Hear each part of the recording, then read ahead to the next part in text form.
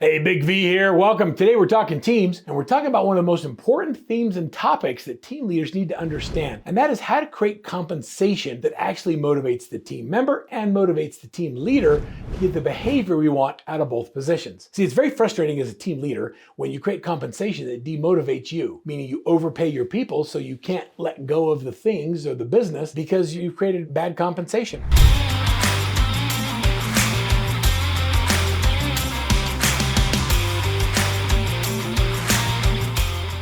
I remember speaking with a team leader recently that said to me, after running a team for about 2 years, she came to me and she said, I just made more money and I had less stress when I was by myself. God, have you ever thought that? I want you to think about that. If you have built a team and you were less stressed and made more money when you were an individual, is it possible you may not be doing it right? Is it possible you may not have created the compensation that incentivizes the behavior you want from your team leader and your team member? And so I asked, how does it start? What do we begin with? And we start going through and looking at what happened. And so when I looked at the compensation, when I looked at what the payment was, this compensation was simple. They were paying their buyers agents and listing partners 70-30 splits. So 70% of the commission went to the buyer's agent or the listing partner. The team leader kept 30%. Now, I just want you to think about that. Let me give you an example. Let's say that we went into business together. You be my partner. How many of you on the video right here would be my partner? Like, say I'm in. Let's go right here in the comments. Just talk back and forth. We'll talk about that. I'm in. Okay, so we're going to go into business together. You be the money partner. You come up with all the cash. I'm good with people. I'll be the sales guy. I'll come in and work in your store. So you put up all the money and you put all of the inventory on the shelves. You do all the advertising and marketing. And then anybody that comes through the check stand, when I check them out, I'm just going to take 70% off the top. And then out of your 30%, you pay back your investment and you get your profit. How many of you would do that deal? Like, put it in there, put it in the chat. Would you do it? I'm seeing no, I'm seeing absolutely not. I hope the answer is no, because that would be a dumb business deal. That's what happens when you have a team leader that overcompensates a buyer's agent or a seller's partner, is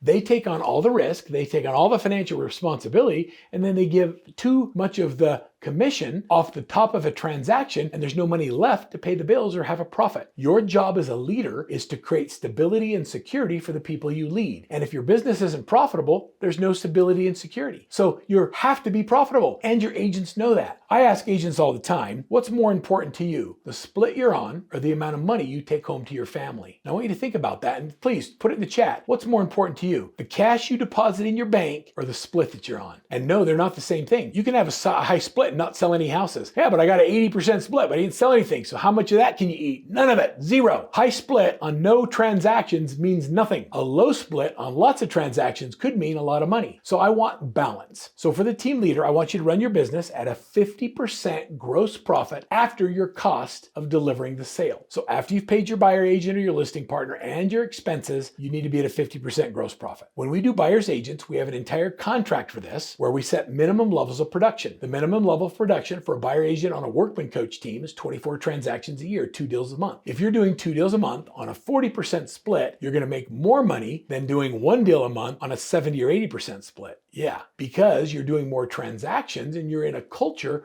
where production is part of it. So you make more money, you're having more fun, you're building a greater database of people who refer business to you, and your business continues to grow. So do you want to be in the culture of production or in a culture where people have high splits and whine about not making any money? Totally up to you. So in our contract, we also set minimum levels of production. And I'll tell you what, when you don't get any leads or the team leader doesn't give you any of their A deals because they can't afford to give it to you, who wins in that scenario? Nobody. But when a team leader creates compensation where he would rather give all the buyers to the buyer's agents benefit greatly. And the team leader does too, because they're able to focus on the listing side of the business and creating more opportunities in business development without spending all the time showing buyers and doing the things that occupy so much of the efforts of a buyer's agent. So by creating the right compensation, the team leader is freed up to focus on more dollar productive activities. The team members get all of the A leads, and everybody is elevated because compensation was created to incentivize the behavior we want from the team leader and from the team member. When it comes down to creating listing partners, we generally will pay listing partners between 30 and 35%. The reason their split is lower is because the cost of taking a listing, especially in an inventory market where inventory stays on the market longer, is higher. And so the holding holding cost of a listing is longer, and so we have more expenses associated with the listing. Everything is negotiable. We talk things through, but we make sure that we incentivize the behavior we want from both the team leader and the team member. Does it make sense to you how compensation can incentivize or disincentivize your team